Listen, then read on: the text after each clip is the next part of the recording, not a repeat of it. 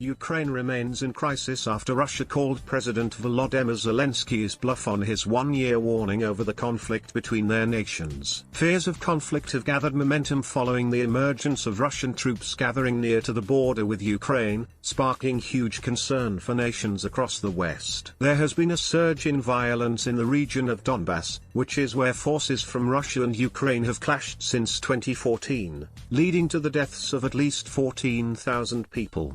Both countries have condemned the other for this rise in tension. With panic spreading across the West, figures from the UK, US and NATO have all rallied to attack Russian President Vladimir Putin over the move to bolster troops in the Donbass.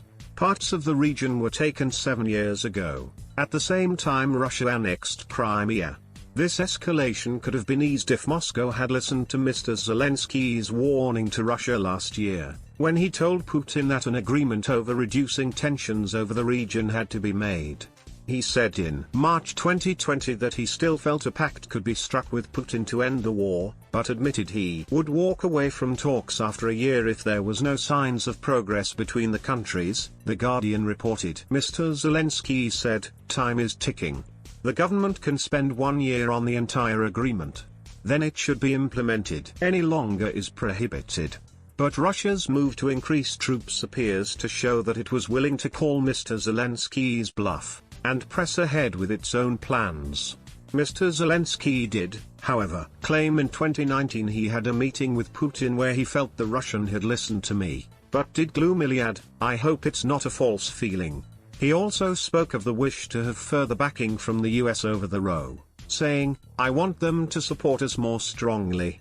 This call appears to have been answered as it emerged that US President Joe Biden delivered a number of reassurances to his Ukrainian counterpart in a 50-minute discussion on Friday. Following the conversation, Mr. Zelensky noted that Mr. Biden assured me that Ukraine will never be left alone against Russia's aggression. A US statement added, President Biden affirmed the United States' unwavering support for Ukraine's sovereignty and territorial integrity in the face of Russia's ongoing aggression in the Donbass and Crimea.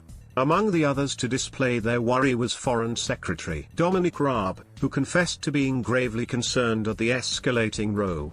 The EU also described how Russia had launched yet another conscription campaign in the illegally annexed Autonomous Republic of Crimea and the city of Sevastopol to draft residents of the peninsula in the Russian Federation Armed Forces. It added, "This is another violation of international humanitarian law. The Russian Federation is bound by international law, and obliged to ensure the protection of human rights on the peninsula."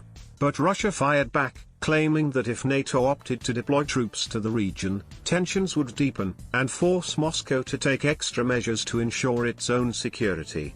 Dr. Jade McGlynn, writing for The Spectator in February, detailed how after there was a marked increase in ceasefire violations in the Donbass, the West must remain alert to the possibility of increased hostilities in Ukraine. She explained how when Putin's popularity is threatened, Russian state media amplifies and heightens such narratives. At the time, Putin was under international pressure for his imprisonment of opposition leader Alexei Navalny, which sparked nationwide protests against his action. But she added, when the Kremlin launches these provocations, the West's response must be sober, empirical and escalatory. This is how we avoid playing into the Kremlin's hands or helping them to deflect attention from those who deserve it, the brave Russians protesting Putin's corrupt and coercive system of control.